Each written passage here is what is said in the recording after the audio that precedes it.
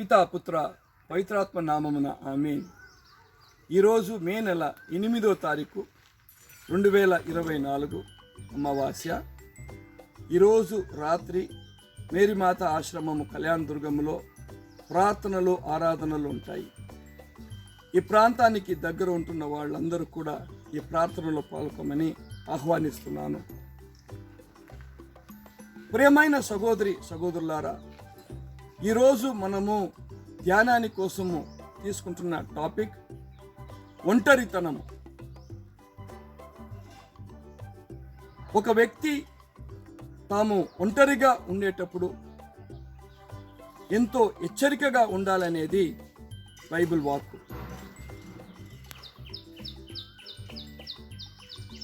అపవాది ఏవా దగ్గర ఆదికాండంలో మనం చదువుతున్నామంటే ఏవా ఒంటరిగా ఉన్నది చూసినాడు.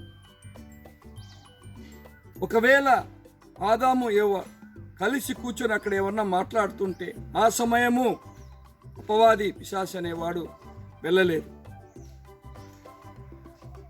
చాలా బుద్ధివంతుడు, వాడికి తెలుసు అన్నమాట, ఈ సమయము నేను మాట్లాడే సమయం కాదు. ద్వారా ఏవా ఒంటరిగా ఉండేది చూశాడు. ఏవా వెళ్ళాడు, ఆమె చెవుల్లో కొన్ని అబద్ధాలు చెప్పినాడనమాట. మనము శోధింపబడేది చూస్తున్నాము. యవ్వ ఈ శోధనలో యవ్వ పడిపోయే కార్యం కూడా మనము చూస్తున్నామన్నమాట. ఇలాగా బైబిల్లో ఎన్నో ఘటనల్లో మనం చూశామంటే అపవాది ఒక మనిషి ఒంటరిగా చూసేది వాడిని శోధించుటకు సిద్ధమయ్యేది మనం గమనిస్తున్నాము. దావీదు మహారాజు చిన్న వయసులోనే దేవుడితో ఎన్నుకొనబడిన ఒక వ్యక్తి. సమూయేలు ప్రవర్త ద్వారా అభిషేక తైలం పోసి అతను రాజుగా అయ్యాడు. ఆశీర్వదింపబడిన వ్యక్తి. దేవుని కుడి హస్తం అతనితో ఉంటున్నది మనం గమనిస్తున్నాము. ఎన్నో యుద్ధాలు ఆయన జయించినాడు. ఒక సామాన్యమా ఉంటున్న ఒక గొర్రెల కాపరి ఇశ్రాయేల్ దేశానికి రాజు అయ్యాడు. సాయంకాల సమయము ఆయన పైన మిద్ది పైన పారాడుతునేటప్పుడు దూరములో ఒక స్త్రీ తన దగ్గర పని చేస్తున్న ఒక మంచి సేవకుడైన ఉర్రయ భార్య స్నానం చేస్తున్నది అవను గమనిస్తున్నాడన్నమాట. హెచ్చరిక అవ్వాల్సిన సమయం అది. కానీ వాడు ఆ స్త్రీని చూసి ఆవిడ పైన మోహపడేది చూస్తున్నాం. వాడు అనుకుంటే అబ్బో ఇది నేను చేసేది తప్పు, నా దేవుడు ఎంత గొప్ప దేవుడు, నన్ను ఎలాగ ఆశీర్వదించినాడు అని ఆ తలంపులన్నీ మర్చిపోయినాడు. వాళ్ళ చెవుల్లో అపవాది కూసిన కొన్ని మాటలు, కొన్ని అబద్ధాలు చాలా రమ్యంగాను చాలా తీయగాను ఉన్నాయి. తద్వారా ఆ స్త్రీతో అతను ఒక పాపం చేస్తాడన్నమాట. ఇంత గొప్ప దేవుడు నన్ను ఆశీర్వదించాడనే విషయం అన్నీ కూడా అతడు మర్చిపోయేది మనం చూస్తున్నాం.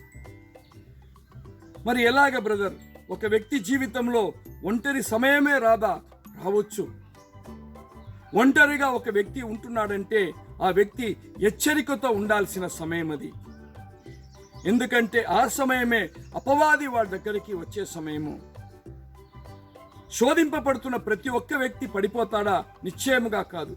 బైబిల్లో ఇదే ఆదికాండంలో మనం చదివినామంటే 39వ అధ్యాయము పోతిపారు అనే ఐగుప్తు రాజు దగ్గర పనిచేస్తున్న ఒక వ్యక్తి పోతిపారు వాళ్ళ భార్య ఒక న్యాయంగాను నీతిగాను జీవిస్తున్న యోసేపు దగ్గరకు వస్తుంది అన్నమాట. ఇప్పుడు ఈ అపవాది పోతిపారు భార్య లోపల దూరి శోధించుటక్క యోసేపు దగ్గరకు వస్తుంది. ఒక తప్పైన కార్యము చేసేదానికి యోసేపును ఆవిడ పిలుస్తుంది. యోసేపు సర్పాన్ని చూసి ఎలాగ పారిపోతామో అలాగా ఈ స్త్రీని చూసి అతను పారిపోతున్నాడు. శోధనలో చేయించిన కార్యము మనం గమనిస్తున్నాము. హల్లెలూయా, హల్లెలూయా. ఎంతోమంది మనము గవర్నమెంట్ సెక్టార్లో, ప్రైవేట్ సెక్టార్లో ఒక ఉద్యోగంలో ఉన్నాము. మన పైన దేవుని ఆశీస్సులు ఉండగా మనం మంచిగా పెర్ఫామ్ చేస్తున్నాం అక్కడ. దీన్ని చూసిన మన కలీగ్స్ ఏం చేస్తున్నారు, మనకి విరోధంగా ఏమన్నా ఒక కార్యాలు చెప్పి మనల్ని పడదోయాలని ఒక నిర్ణయం ఎత్తుకుంటున్నారు. పెద్ద పెద్ద ఆఫీసర్ దగ్గర ఆ మాటలు అన్నీ పలికి మనల్ని పడదోసేది మనము చూస్తున్నాం. దానియేలుకు కూడా ఇలానే ఒక కార్యం జరిగింది. అతను బాబిలోన్లో ఉంటున్న ఆ రాజు ద్వారా ఆశీర్వదించబడి మంచి ఒక ఉన్నతమైన స్థితిలో ఆ గవర్నమెంట్లో ఉంటున్నాడు అనమాట, పనిచేస్తూ. చూడు వాడు అన్ని దేవుళ్ళకి పూజిస్తున్నాడు అని చెప్తున్నారన్నమాట. శిక్ష విధింపబడతా ఉంది. సింహముల గుగలో దానియేలును వెయ్యాలని. కానీ దానియేలుకుంటున్న బలం ఏంటి? ఒక రోజుకి 3 సార్లు అతను యెరూషలేము పక్కన తిరిగి ప్రార్థన చేసేది గమనిస్తున్నాము. ఈ ప్రార్థన శక్తి, ఈ ప్రార్థన బలము తాము ఒంటరిగా ఉండేటప్పుడు చేసిన ఈ ప్రార్థన వలె సింహములు కూడా ఆయన ఏమి కరవలేదు. ఆకలిగా ఉంటున్న సింహం కూడా అతను ఏం చేయలేదని మనము బైబిల్లో చదువుతున్నాము. ప్రియమైన సహోదరి సహోదరులారా, ఒంటరితనం ఒక శాపము కాదు, హెచ్చరికగా ఉంటున్న ఒక సమయం అని నేను ఈరోజు మీకు తెలియజేయాలి. హల్లెలూయా, హల్లెలూయా. సామాన్యమైన వ్యక్తులైన మనంకే ఈ శోధనలు కావు. ప్రియమైన సహోదరు, ప్రభుని యేసుక్రీస్తుని కూడా అతను ఒంటరిగా ఉండేది చూసి పిశాచి శోధించేకి ముற்பట్టాడనమాట. ఓడిపోయి పారిపోతున్నది మనం గమనిస్తున్నాము. సంసోను దెలీలా గురించి మనం చదువుతాము. సంసోనుకి దేవుడు ఇచ్చిన బలం ఎట్లా? ఒక సైన్యాన్ని అతను ఎదుర్కొనే గెలిచి వచ్చేవాడు. కానీ అతను ఒంటరిగా ఉండేది చూసి దెలీలా దగ్గర ఆ శక్తికి, ఆ బలానికి ఆయనకి రహస్యం ఏంటని పంచుకుంటాడు. ఎప్పుడైతే తల వెంట్రుకలు కత్తిరిస్తుందో దెలీలా, ఆ శక్తి అతను కోల్పోతాడు. శక్తి ఆయన దగ్గర నుంచి వెళ్ళిపోతుంది. ప్రియమైన సహోదరి సహోదరులారా, ఈరోజు మనం గమనిస్తాము, ధ్యానిస్తాము. ఒంటరితనములో ఉంటున్న రోజుల్లో ఏదైనా రీతిలో మనము పాపంలో పడ్డామా? హెచ్చరిక. ఎంతోమంది కౌన్సిలింగ్లో వస్తారు. సంతోషమైన కుటుంబాలు, తల్లి, తండ్రి, పిల్లలు, తాతయ్య, అవ్వ అని బాగా సంతోషంగా ఉంటున్న కుటుంబంలో పిశాచి అనేవాడు దూరుతాడనమాట. దూరేసి ఏం చేస్తున్నాడు? ఏదైనా రీతిలో ఒక గొడవలు పెట్టి, ఒక మనస్పర్ధాలు ఏర్పరిచి అందరినీ విడదీసేది మనం చూస్తున్నాం. కొనలో తండ్రి ఒంటరిగా అయినాడు, తల్లి ఒంటరిగా అయింది. తాతాల్ని, అవ్వల్ని సపరేట్ చేసి వృద్ధాశ్రమంలో వదిలేస్తున్నాము. పిల్లలు ఎందుకయ్యా కుటుంబ గొడవలు వస్తాయి, వాళ్ళని హాస్టల్లో వేసేస్తున్నాం. ఒంటరితనం. ఇప్పుడు ఒంటరిగా ఉంటున్న పిల్లం దగ్గర వెళ్ళి పిశాచి అనేవాడు ఏమన్నా ఒక అబద్ధాలు కూస్తాడు. తండ్రి దగ్గరికి వెళ్ళి కూస్తాడు. కుటుంబంలో గలాటాలు అయిపోతున్నాయి. పిల్ల మొగుడు మధ్యలో గలాటాలు. మొగుడు వచ్చేసి ఆఫీస్కి వెళ్ళిపోతున్నాడు.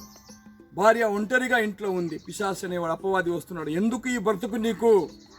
దీనికైనా ఆత్మహత్య చేసుకోవటం, చావటం మేలు. ఒంటరిగా కూర్చొని ఒక వ్యక్తి ఆలోచిస్తున్నాడు, అయ్యో నాకు ఇంత అప్పులు ఉన్నాయి. వాడు హృదయంలో ఈ తలంపులు వస్తూ ఉంది. కష్టాలు, ఇక్కట్లు, ఇబ్బంది మధ్యలో ఒంటరిగా ఉండటంలో పిశాచి అనేవాడు ఉపయోగించుకునే కార్యం మనం చూస్తున్నాం.